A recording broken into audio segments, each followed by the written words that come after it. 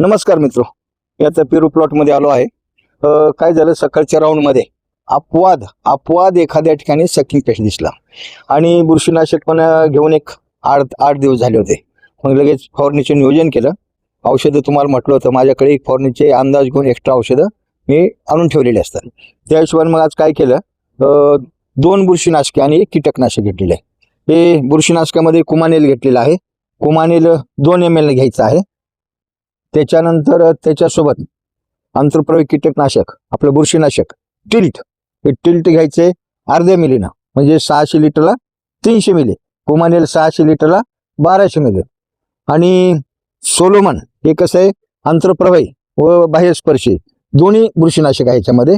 मग हे काय करायचं, हे 1 ml घ्या, पण मी काय 600 लिटरचा ब्लोअर असले मी 500 ml घेत असतो। 1 ml पर्यंत घ्यायला हरकत नाही।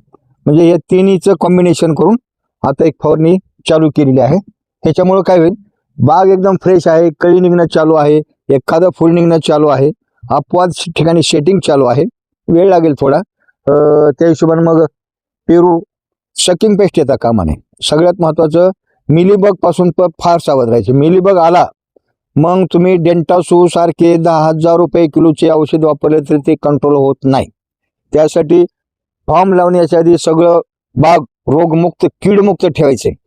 ज्या दिवशी फॉर्म लावायला येईल तेव्हा एक लक्षात ठेवा, फॉर्म लावणे चालू झाल्यानंतर एक कीटकनाशकाचा बुरशीनाशकाचा हात घेणं अतिशय महत्त्वाचं असतं।